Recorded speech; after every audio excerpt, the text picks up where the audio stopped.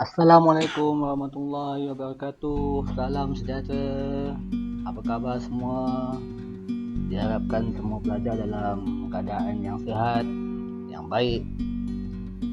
Kita nak sambung pelajaran yang dah kita belajar sebelum ni. Kita nak sambung tajuk pemilihan lakaran produk terbaik berdasarkan elemen yang kebentuk. Yang ni adalah yang bahagian 2. Okey, sebelum kita pergi lebih jauh, siapa yang belum menonton ataupun ikuti bahagian 1, sila berbuat demikian.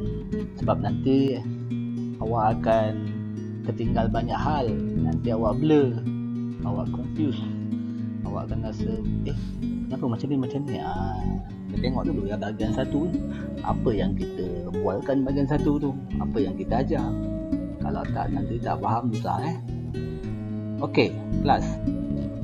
Untuk kali ini kita akan belajar tentang analisis elemen yang terbentuk. Awak kan dah buat lakaran produk awak dah pilih produk yang awak nak buat. Awak dah buat 3 lakaran. Saya pun dah tunjukkan contoh produk yang saya buat. Saya dah buat 3 lakaran. Kemudian saya nak analisis produk. Saya nak analisis lakaran saya tu. Hari ini saya akan ajar macam mana kita nak pilih antara 3 tu lakaran mana yang terbaik. Kemudian kita akan dibantu juga oleh penghasilan borang penilaian pelanggan, yang mana borang ni akan digunakan untuk kita menilai lakaran yang kita buat tu yang manakah yang pelanggan suka. Kemudian kita akan membuat penilaian maklumat dan di akhirnya kita akan membuat penambahbaikan. Jadi kita berbual-berbual ni sebenarnya macam mana nak buat analisis elemen. Okey, dia punya teknik ni adalah dengan membuat jadual, buat bentuk jadual. Jadi jadualnya begini bentuk dia. Kita pun letaklah tajuk analisis elemen lakaran produk. Jadi kita sebut tentang elemen ni, dia cerita dia elemen yang kebentuk. Ada 6 elemen tu. Saya harap pelajar tak lupa. Itu kita dah belajar bab 1 dulu. Kemudian untuk kolom yang menegak ni kita akan tuliskan elemen. Yang mendata tu kita akan pecahkan ikut produk kita. Macam saya ada 3 lakaran. Saya akan pecahkan bahagian mendata tu kepada produk A, B dengan C. Kalau letak nama je susah, kita letak gambar lah dari lakar. Macam ni lah. Saya tak payah tunjuklah cara lakar dia. Nanti awak lakarkan dekat atas nama produk awak tu, awak lakarkan. Tapi yang saiz kecil lah, sebab kita nak buat dalam jadual. Produk A, saya punya peletup muka A seperti bahagian 1. Produk B adalah peletup muka B seperti bahagian 1 video saya sebelum ni. Dan juga produk C adalah yang gambar yang poster tu adalah peletup muka produk C saja. Jadi kita kena, yang menegak ni kita tulis 6 elemen: garisan bentuk, tekstur saiz, warna dan juga ruang. Kalau awak lupa, maknanya awak kena ulang kaji balik bab 1. Maknanya awak dah lupa apa yang awak belajar dulu. Kalau awak ingat, alhamdulillah tahniah saya ucapkan. Okey. Maaf.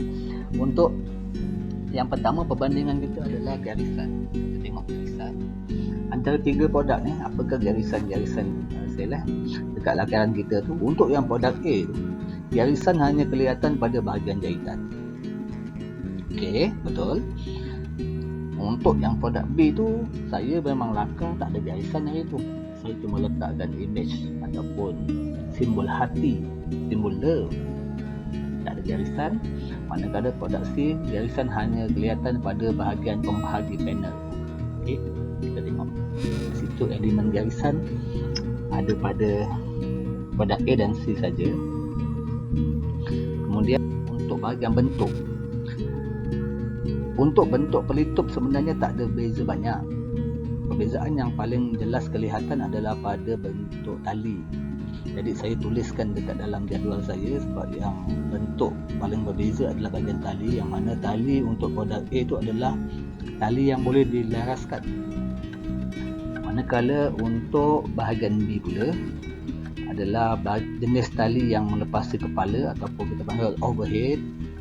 Untuk pengguna-pengguna yang tak nak sangkutkan tali ke cuping telinga, ke bahagian telinga, sebab ada sebahagian pengguna mengadu kan, berdasarkan pemerhatian kita, mereka kan tak suka sangkut kat telinga. Ada yang kata telinga dia sakit. Yang kedua, ada juga yang suka overhead, utamanya gadis yang bertudung.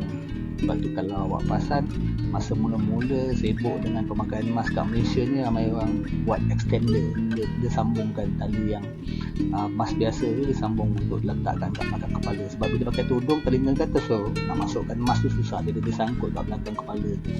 Jadi kita buatkan terus bentuk muka jenis overhead.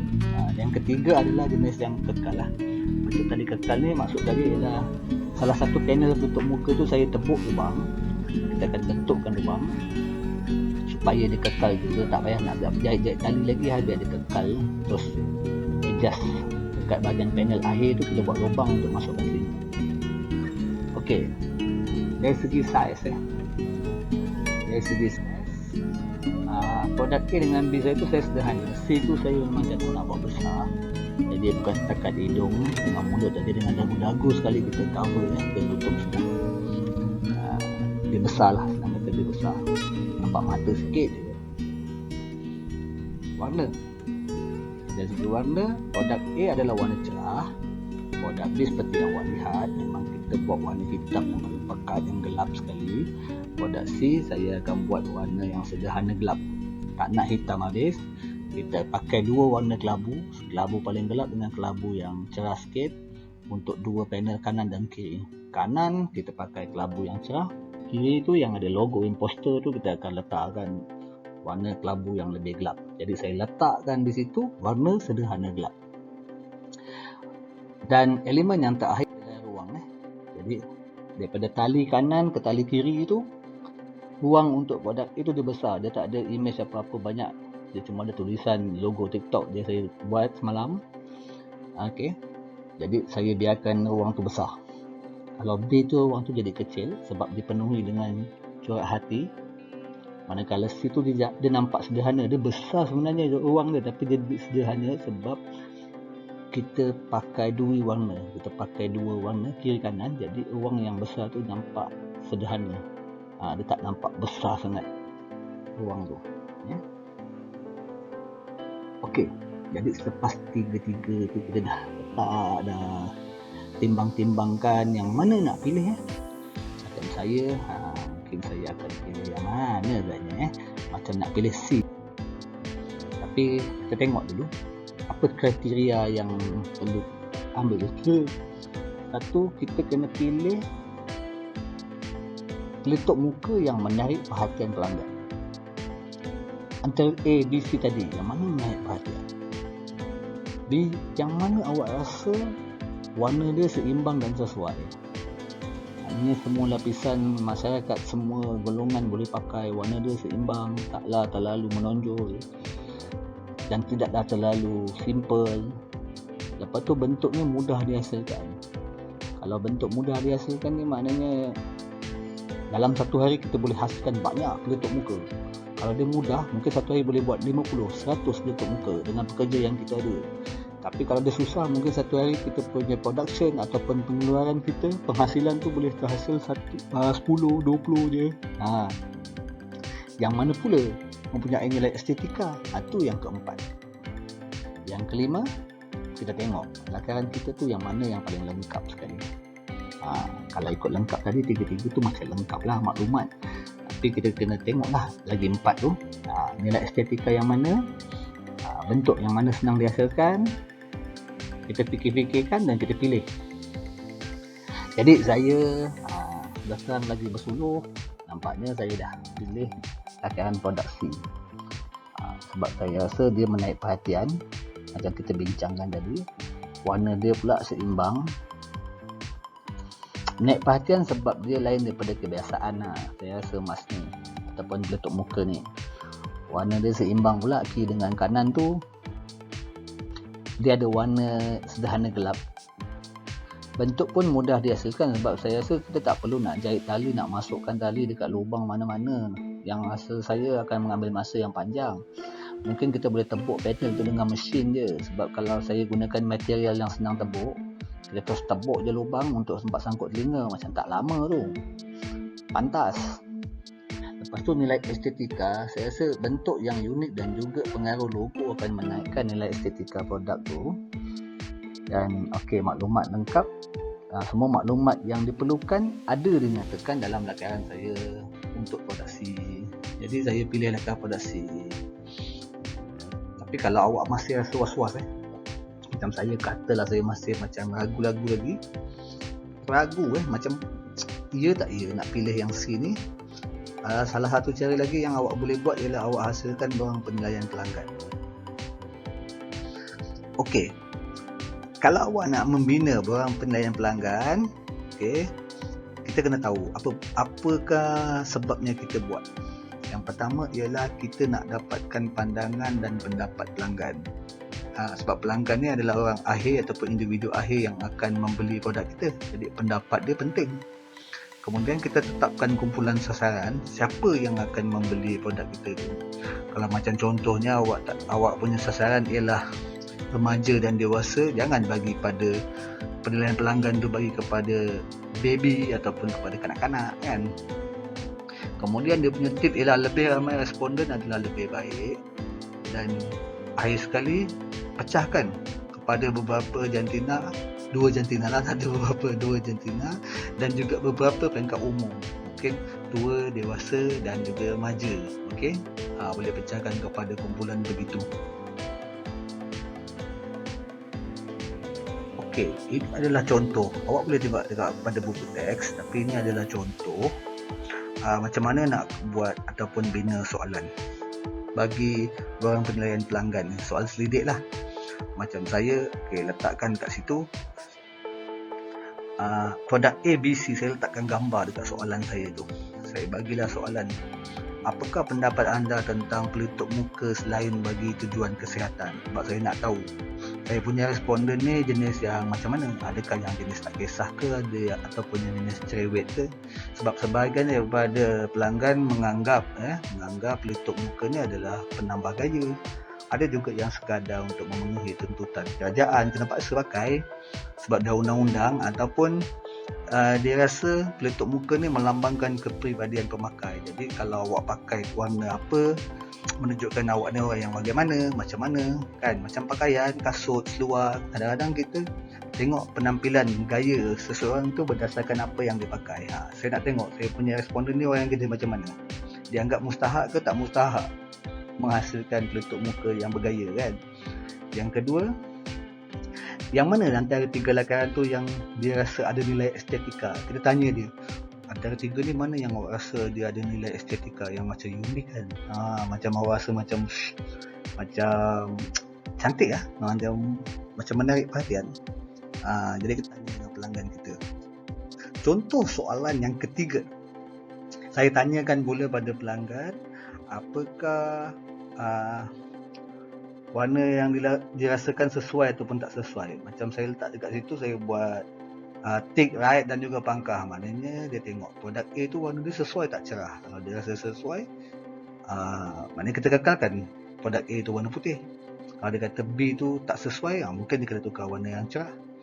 Kalau C bagaimana pula? Ini kita saja nak fokus pada warna. Kemudian kita tanya lagi dengan pelanggan. Macam ni contoh ni contoh. Awak boleh tanya apa saja dalam borang soal selidik awak sebenarnya. Saya akan tanya, rasa-rasanya sebagai pereka bentuk, apakah elemen yang perlu saya lebih tekankan di masa hadapan? Maknanya kalau saya nak lakar lagi, nak ubah ke, nak buat penambahbaikan, apa yang perlu saya lebih fokus? Saya patut fokus pada warna ke? Atau pada saiz pelitup muka? Atau saya perlu fokus kepada bentuk-bentuk yang lebih segar, lebih baru kan? Idea baru tentang bentuk yang mungkin lebih ekstrim. Jadi kita tanya kepada pelanggan kita. Kemudian saya akan tanya tentang fabric, sebab saya nak tentukan nanti bahan untuk pelitup muka saya. Walaupun saya dah bayangkan produk A itu menggunakan fabric yang sederhana, kelembutan sederhana, B tu jenis kain yang lembut, C pula jenis yang tidak lembut ataupun lebih keras lah. Tapi saya nak juga tanya pendapat responden, sebab kita kadang-kadang kan pada tadi kita was-was kan dengan pilihan kita, kita tanya balik, kita tengok apa jawapan mereka kan. Lepas tu kita tanya lagi soalan akhir ni dia soalan macam nak suruh pilih lah. Saya tanya dengan pelanggan, pelitup muka yang manakah anda rasa patut dipilih untuk dihasilkan sebagai produk pengguna? Jadi kita tanya terus, dia rasa mana yang patutnya dipilih, A ke B ke C. Jadi bila dah banyak soalan, last kali kita bagi soalan macam tu lah. Mungkin sebab dia dah baca soalan tu, kadang-kadang pengguna ni dia macam minda dia dah terbuka sikit tau. Last kali dia akan pilih satu, kita suruh dia pilih satu. Dari situ kita dapat jawapan. Okay, jadi hasil daripada maklum balas daripada borang penilaian tadi akan membantu kita sebagai reka bentuk. Membantu apa? Membantu untuk membina maklumat. Okey, ini contoh. Saya dah buat analisis, saya dah buat soal selidik, saya dapati jawapannya semua memihak kepada produk C. Ini contohnya lah kan. Macam awak belum tahu lagi lah awak nak buat yang mana. Tapi katalah saya dah pilih yang C, jadi saya membina maklumat. Okey, jadi daripada dapatan tu saya dapati saiz yang saya tuliskan ni 180mm untuk bahagian kanan, 140mm untuk dia punya lebar dia. 180 ni untuk satu side kanan 180mm, kiri 180mm. Saya agak itulah ukuran yang sesuai yang sesuai. Pasal saya tengok responden saya suka saiz besar. Kemudian katalah mereka suka saya gunakan fabric yang keras, yang mana kalau kita basuh pelitup muka tu ataupun kita buat aktiviti, dia tak jadi penyek, tak jadi lembik, jadi kedudukan emas tu tetap kekal. Kemudian saya akan pastikan image kemasan tu dicetak agar kekal di atas fabric.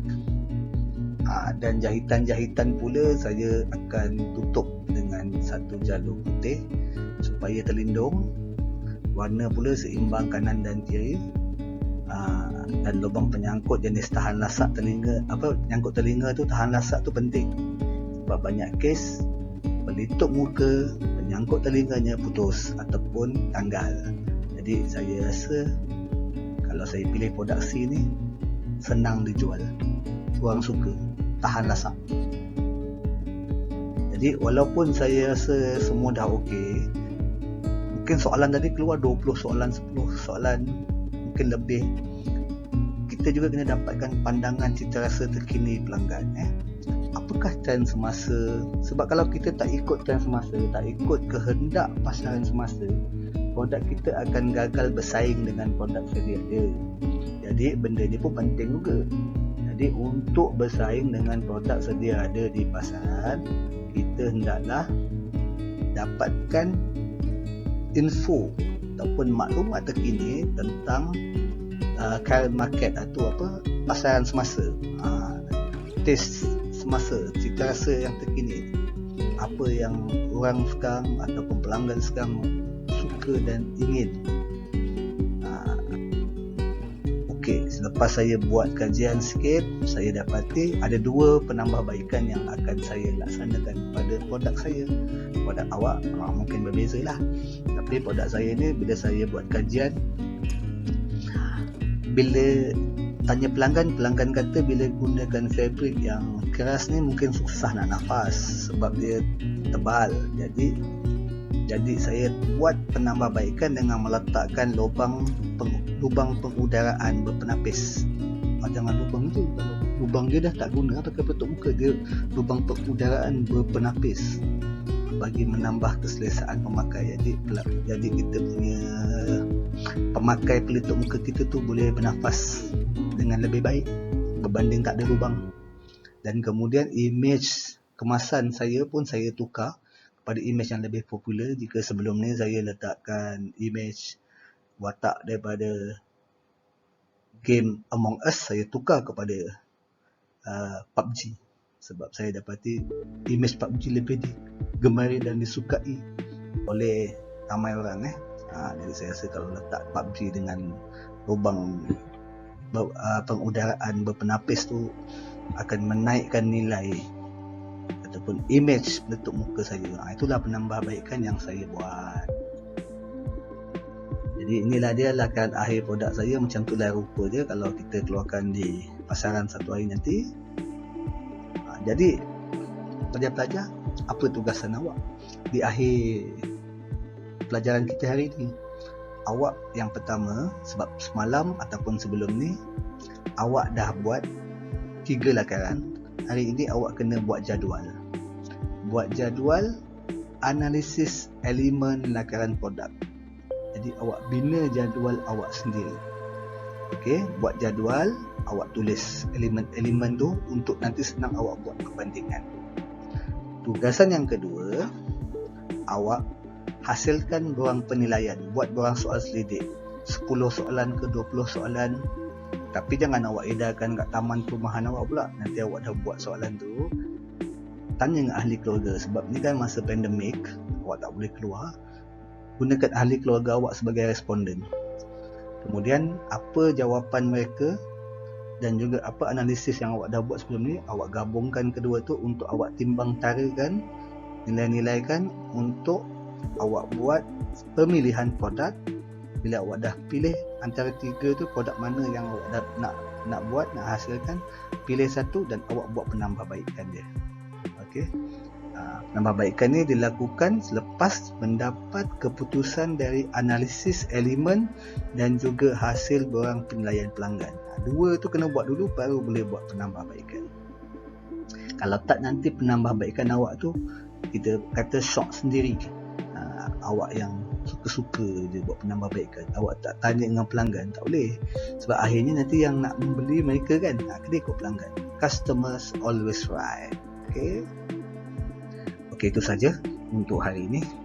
Jika ada apa-apa soalan, boleh tanya di ruangan komen pun boleh, tanya dalam grup WhatsApp pun boleh, nak Telegram saya boleh, nak call pun boleh. Okey, jadi itu saja.